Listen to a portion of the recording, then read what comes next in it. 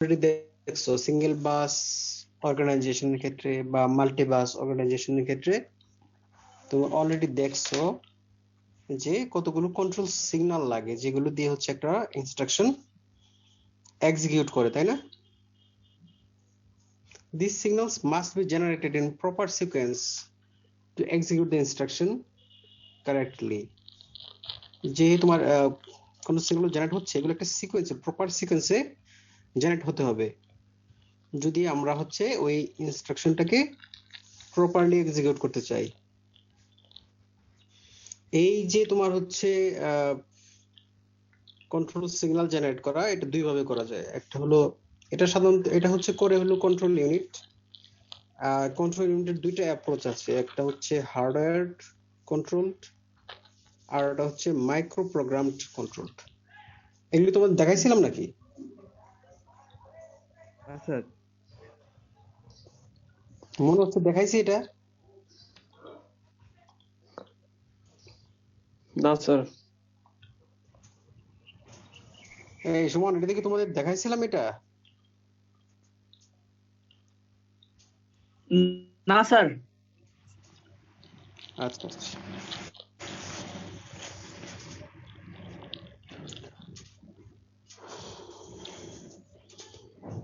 Execution of an instruction can be viewed as generating sequence of control signals in separate steps. Each step in the sequence is completed in one clock period. আমরা দেখছিলাম যে একটা instruction run করার ক্ষেত্রে একটা control sequence থাকে, একটা control সিকোয়েন্সের ভিতরে অনেকগুলো কন্ট্রোল স্টেপ থাকে, আর প্রত্যেকটা কন্ট্রোল স্টেপ হচ্ছে ওয়ান ক্লক সাইকেলে কমপ্লিট হয়।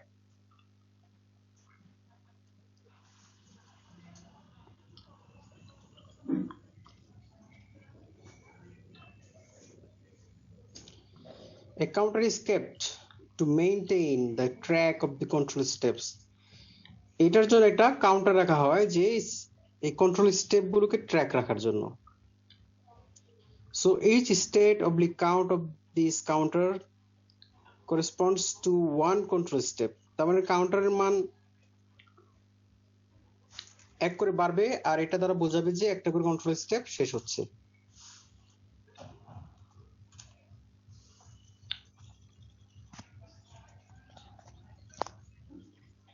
The required control signals for an instruction are determined by contents of the control step counter, contents of the instruction register, contents of the conditional code flags, external input signals, MFC and interrupt requests. তাহলে একটা ইনস্ট্রাকশনের জন্য control signal এই বিষয়গুলোর উপর depend করে। Control step কাউন্টারের যে content থাকবে ওটার উপর ডিপেন্ড করবে, ইনস্ট্রাকশন রেজিস্টারে যে মানে কারেন্টলি কোন ইনস্ট্রাকশনটা এক্সিকিউট হচ্ছে এর উপর ডিপেন্ড করবে, আর হচ্ছে কিছু কন্ডিশনাল ফ্ল্যাগস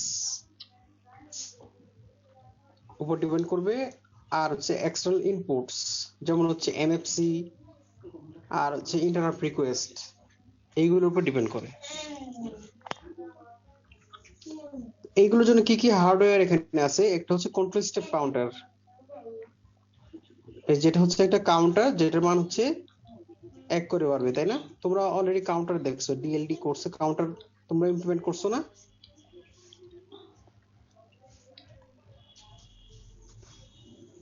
কাউন্টার ইমপ্লিমেন্ট করছো তোমরা ডিএলডি কোর্সে? জি স্যার, কাউন্টার রেজিস্টার। হ্যাঁ, তার মানে হচ্ছে কাউন্টারের কাজ হলো কাউন্ট করা, তাই না? তার মানে এক করে বারবার হচ্ছে কাউন্টার মানে এক করে বাড়বে। মানে বিভিন্ন ধরনের কাউন্টার আছে, তুমি যদি বলো যে ইভেন নাম্বার কাউন্টার তাহলে সেক্ষেত্রে 2 করে বাড়বে, বা অড নাম্বার 2 করে বাড়বে, তাই না? এই কাউন্টার হচ্ছে এক করে বাড়বে, তাই তো? Counts the total control steps involved in an instruction with the help of clock signal. এরপর হচ্ছে step decoder,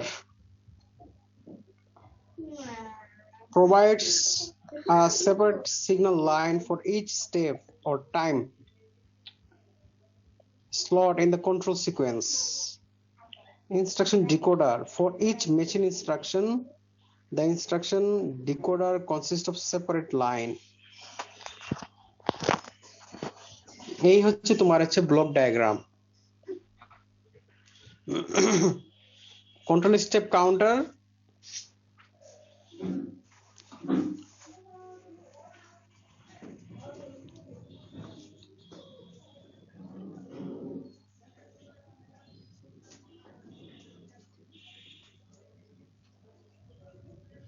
control step counter থেকে প্রত্যেকবার হচ্ছে একটা ভ্যালু যাবে হচ্ছে ডিকোডার অবলিক এনকোডার সার্কিটে। প্রত্যেকটা ক্লক সাইকেলে হচ্ছে কন্ট্রোল স্টেপ কাউন্টার মানে এক বাড়বে। এখান থেকে আয়ার থেকে ইনস্ট্রাকশন যাবে, এখান থেকে যাওয়ার পর ইনস্ট্রাকশনটা ডিকোড হবে, এক্সটার্নাল ইনপুটস নিবে, এখানে কন্ডিশনাল কোডস নিবে, নেওয়ার পর এখান থেকে হচ্ছে কন্ট্রোল সিগন্যাল জেনারেট করবে।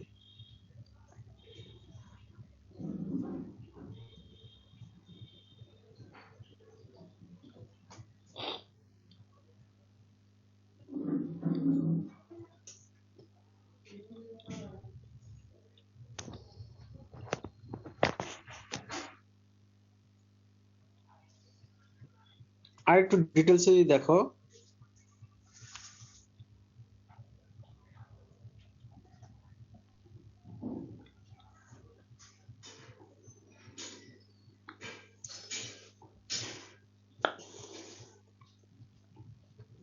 কন্ট্রোল স্টেপ কাউন্টার থেকে হচ্ছে একটা ভ্যালু আসবে 1 2 3 4 বা যে কোনো একটা ভ্যালু আসবে, তাই না? তো যদি আমার হচ্ছে 8টা কন্ট্রোল স্টেপস যদি থাকে একটা ইনস্ট্রাকশনে, তাহলে 1 থেকে 8 পর্যন্ত কাউন্ট করবে, তাই না? যখন হচ্ছে 1 আসবে, এখানে একটি স্টেপ ডিকোডার আছে।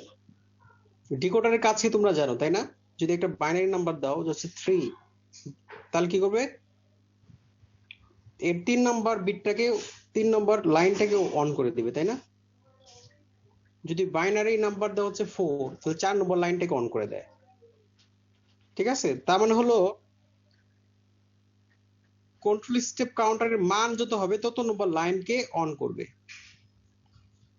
T1 T2 এভাবে Tn পর্যন্ত আছে। কাউন্টারের মান যদি n হয় তাহলে n নম্বর লাইনটাকে অন করবে সে। ঠিক আছে? এখান থেকে আসলো, আসার পর এখান থেকে হচ্ছে আয়ার থেকে ইনস্ট্রাকশন যাচ্ছে ইনস্ট্রাকশন ডিকোডারে। যেহেতু একটা প্রসেসরের ভিতরে ইনস্ট্রাকশন সেট আছে 1 থেকে শুরু করে m পর্যন্ত ইনস্ট্রাকশন আছে, ডিকোডার আমি বলছিলাম ডিকোডারের কাজ হচ্ছে যে কোনো একটা লাইন অন করা।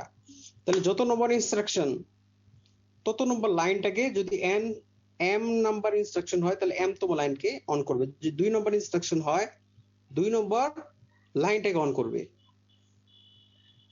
ঠিক আছে? তাহলে এখান থেকে হচ্ছে কন্ট্রোল স্টেপ কাউন্টার হয়ে স্টেপ ডিকোডার হয়ে T1 T2 অথবা Tn আসলো। তার মানে হচ্ছে কততম ক্লক সাইকেল, ওই ইনস্ট্রাকশনটা রান করার ক্ষেত্রে কততম ক্লক সাইকেল এটা বোঝাচ্ছে, তাই না? T1 T2 দ্বারা।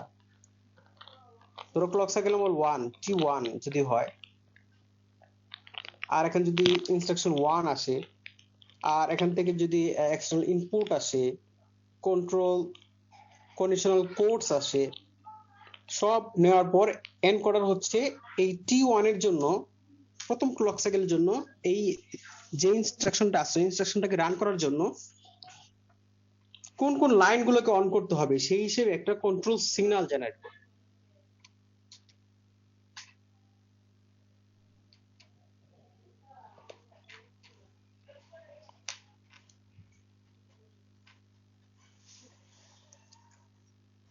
যদি কন্ট্রোল সিগন্যালটা যদি এন্ড না হয় তাহলে এটা রান আবার হচ্ছে এখান থেকে একটা বিট যাবে হচ্ছে কন্ট্রোল স্টেপ কাউন্টারে, মানে হচ্ছে এটাকে আবার কন্ট্রোল স্টেপ কাউন্টারে আবার এক বাড়াও।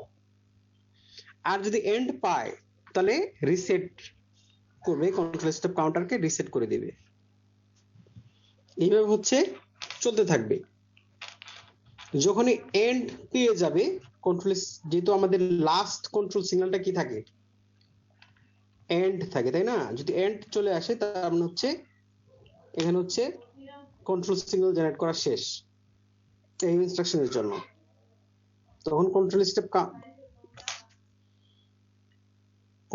কাউন্টার রিসেট হয়ে যাবে। তার মানে এই একটা ইনস্ট্রাকশন কন্ট্রোল সিগন্যাল জেনারেট করা শেষ হবে আর কি।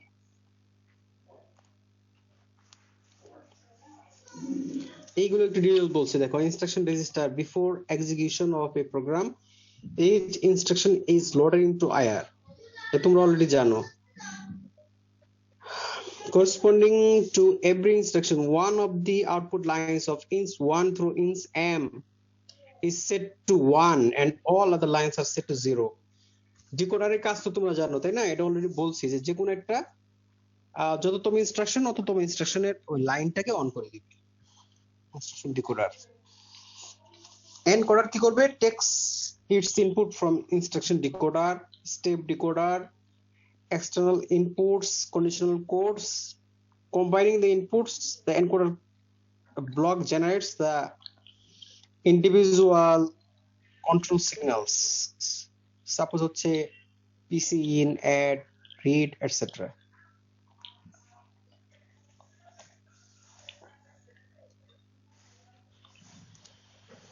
Generation of control signal Z-in for the signal bus structure of the processor. Logic function of Z-in. দেখো Z-in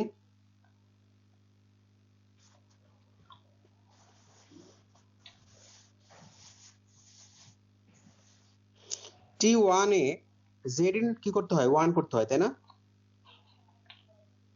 যেহেতু হলো আমার পিসির কন্টেন্টটাকে 4 বাড়াতে হয়, একটা অ্যাড আছে, তাই না? অ্যাড করতে হয়, সেক্ষেত্রে হলো জেড ইন করতে হয়। আবার হলো যদি অ্যাড ইনস্ট্রাকশন হয়, আমরা দেখছি যে 6 নম্বর কন্ট্রোল স্টেপে গিয়ে হচ্ছে যদি অ্যাড ওই 6 নম্বর যদি অ্যাড ইনস্ট্রাকশন হয় তাহলে সাধারণত 6 নম্বর কন্ট্রোল স্টেপে হচ্ছে অ্যাড হয়। তাহলে t6.add, আর যদি ব্রাঞ্চ ইনস্ট্রাকশন হয় তাহলে যে অফসেটটাকে যে যোগ করতে হয় পিসির সাথে, সেক্ষেত্রেও কিন্তু এই লেভেলে একটা যোগ বা এই লেভেলে একটা অপারেশন হয়, তাই না? একটা অ্যাড অপারেশন হয়, সেক্ষেত্রে কিন্তু জেড ইন করতে হয়। T1, T6, T4 এ হচ্ছে জেড ইন কন্ট্রোল সিগন্যালটা কিন্তু জেনারেট হবে, জেড ইন কন্ট্রোল সিগন্যালটা জেনারেট হবে। তাহলে জেড ইন এর হচ্ছে লজিক ফাংশনটা হচ্ছে zin equal to T1 plus T6 dot add. T6 এ ডট অ্যাড মানে কি? T6 এ zin 1 হবে যদি অ্যাড অপারেশন হয়, অ্যাড অপারেশন না হলে কিন্তু হবে না, অন্য অপারেশনের ক্ষেত্রে কিন্তু হবে না। অন্য অপারেশন কিন্তু হবে অন্য কোনো ক্লক, অন্য কোনো কন্ট্রোল স্টেপে হবে, কিন্তু T6 এ হবে না।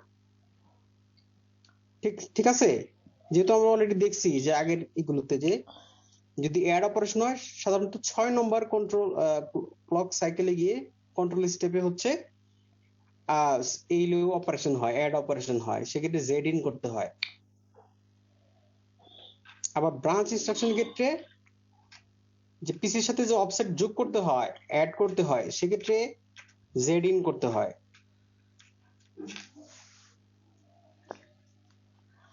তাহলে দেখো এই হচ্ছে জেড ইন এর জন্য হচ্ছে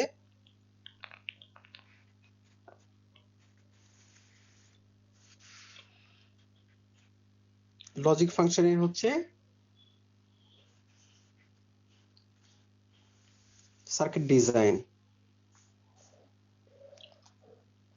যেহেতু হার্ডওয়্যার, তাহলে হার্ডওয়্যারে ইমপ্লিমেন্ট করা থাকবে এইভাবে, তাই না? ঠিক তো? জি স্যার। তাহলে জেড-ইন এর জন্য হচ্ছে লজিক ফাংশনের হচ্ছে সার্কিট ডিজাইন, সার্কিট ডায়াগ্রাম হচ্ছে এটা।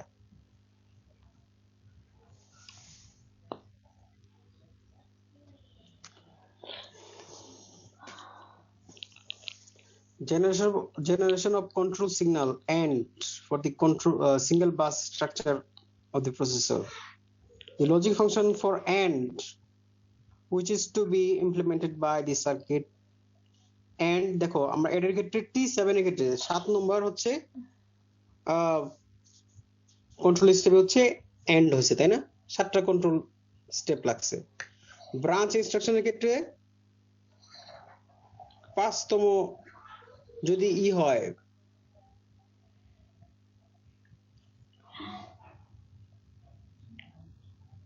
আনকন্ডিশনাল ব্রাঞ্চ হয়, তাই না? T5 এ হয়। আর যদি কন্ডিশনাল ব্রাঞ্চ হয় সেক্ষেত্রে যদি কন্ডিশন ফলস হয় তাহলে T4 এ, আর যদি কন্ডিশন ট্রু হয় তাহলে T5 এ। তার মানে 5th কন্ট্রোল স্টেপে এন্ড হয়, তাই না?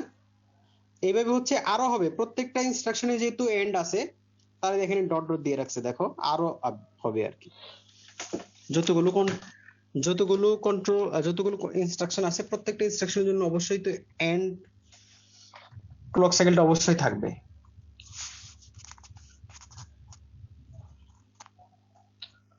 যেগুলো এখানে দেখাচ্ছে এগুলো আমাদের নোন, আমরা দেখছি অলরেডি। তাহলে এই হচ্ছে এন্ড এর লজিক ফাংশনের হচ্ছে সার্কিট ডায়াগ্রাম।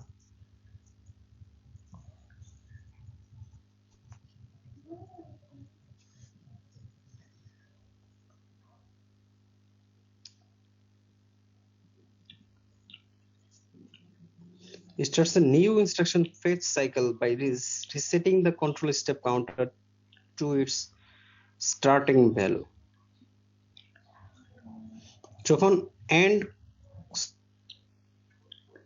সিগন্যাল জেনারেট হয় তখন কি হয়, ইনস্ট্রাকশনটা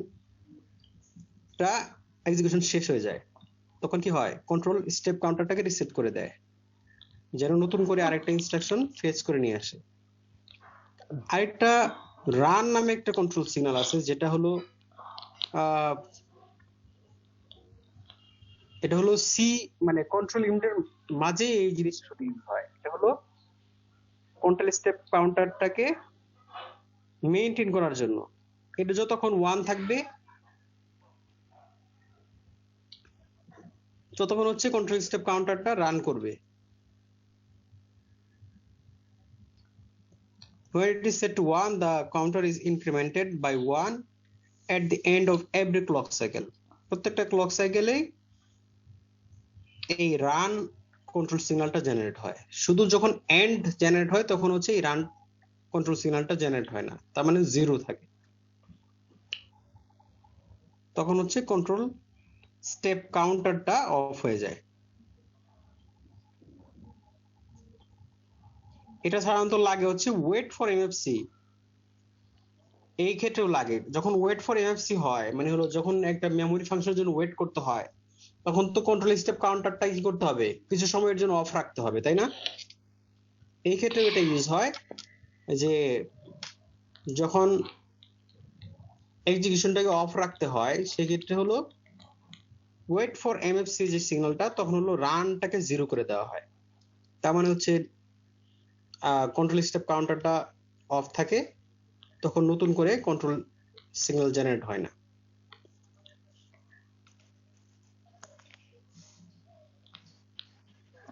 As a whole, the hardware of the control unit can be viewed as a state machine which changes its state one another in every clock cycle depending on the content of IR, conditional codes, and external inputs. The sequence of operations carried out by this machine is determined by the wiring of the logic circuit elements, so named hardware control unit. Advantage of hardware control unit. The control unit that uses this approach can operate in a very high speed. আমরা জানি যে যেহেতু hardware implemented সেক্ষেত্রে হলো স্পিডটা high হবে। Disadvantage of hardware control unit allows a very little flexibility of changing. আমরা জানি যে সফটওয়্যার চেয়ে হার্ডওয়্যারে চেঞ্জ করা টাফ, তাই না? ঠিক না? তোমরা মনে হয় হার্ডওয়্যারে কাজ টাজ করো নাই? না স্যার।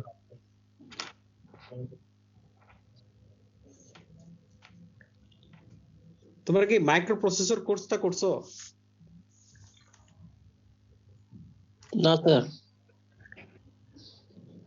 তোমাদের কি এবার না সামনের টার্মে? স্যার 3-2 আছে তো। হ্যাঁ সামনের টার্মে। ওখানে গিয়ে তোমাদের একটা 4 বিট পিসি বানাইতে হবে, বুঝছো? তখন দেখবা যে 4 বিট পিসি বানাইতে জান বের হয়ে যাবে একদম।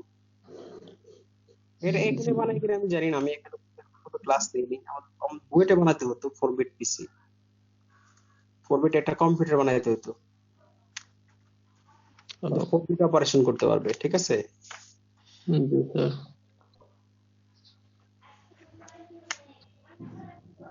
এত ওয়্যারিং হয় যে হিসাব রাখা যায় না কোথায় কোনটা আছে। সেই জন্য যেহেতু হার্ডওয়্যার লেভেলে এগুলো হচ্ছে চেঞ্জ করা খুব টাফ।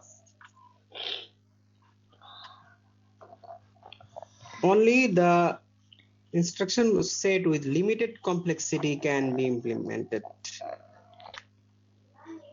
আর এটা হলো যে ইনস্ট্রাকশন সেটে যদি খুব সহজ সহজ যদি ইনস্ট্রাকশন থাকে, এইগুলো হচ্ছে এটা দিয়ে ইমপ্লিমেন্ট করা, হার্ডওয়্যার কন্ট্রোল ইউনিটে ইমপ্লিমেন্ট করা সহজ।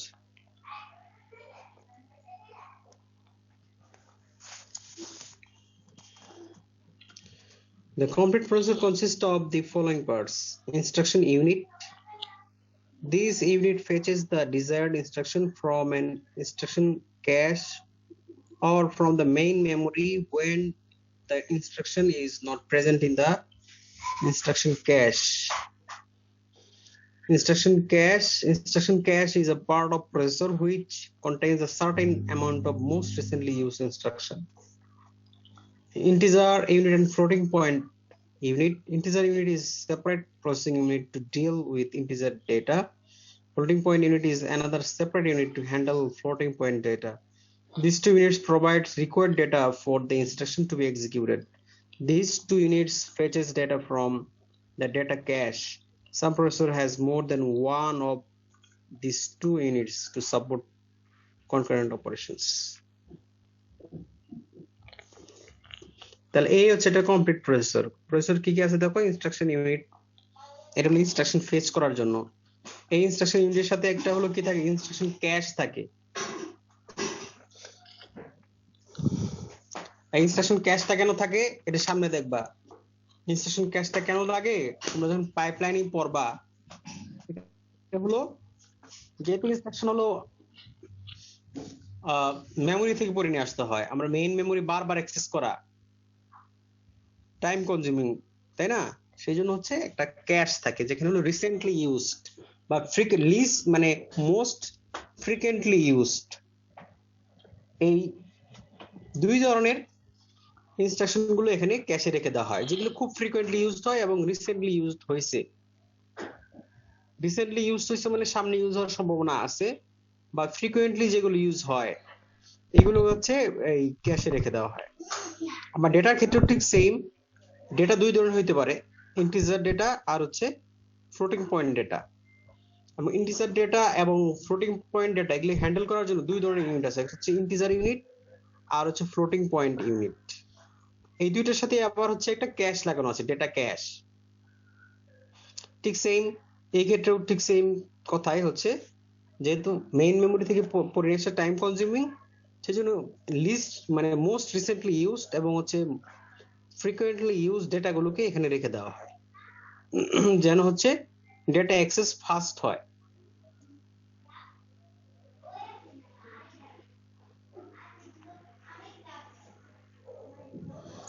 আর একটা বাস ইন্টারফেস থাকে প্রসেসরের সাথে, যেন এই ইউনিটগুলো হচ্ছে বাইরের যে ইউনিটগুলো আছে মেমোরি ইউনিট হচ্ছে ইনপুট আউটপুট ইউনিটগুলোর সাথে কমিউনিকেট করতে পারে।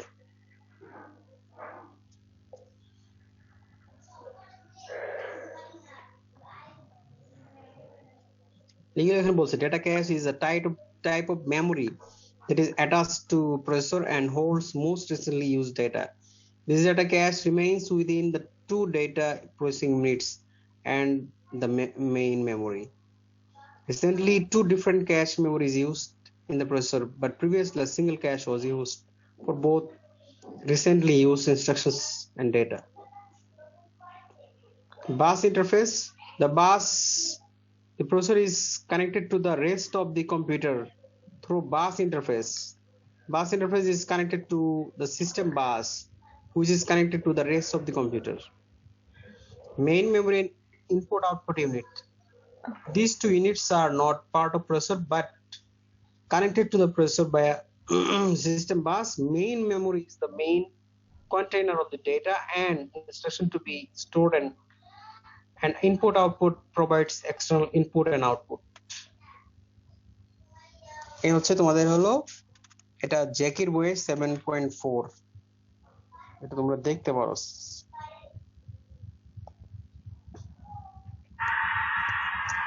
এরপরে হচ্ছে নেক্সট ক্লাস হচ্ছে মাইক্রো প্রোগ্রামড,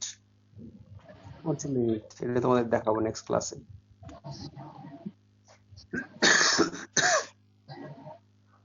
তাহলে আজকে এই পর্যন্তই স্যার স্লাইড গুলো দিয়ে দেন। আচ্ছা ঠিক আছে, দিয়ে দিব। আর আগের স্লাইড গুলো কয়েকটা দেওয়া হয়নি, সেটাও দিয়েন স্যার। এই সুমন, আগের কয়টা দেওয়া হয়েছিল?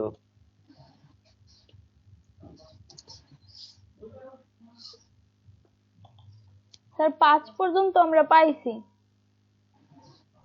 আচ্ছা ঠিক আছে, জি স্যার দিয়ে দেন একটু। আচ্ছা ঠিক আছে, আল্লাহ হাফেজ। জি স্যার।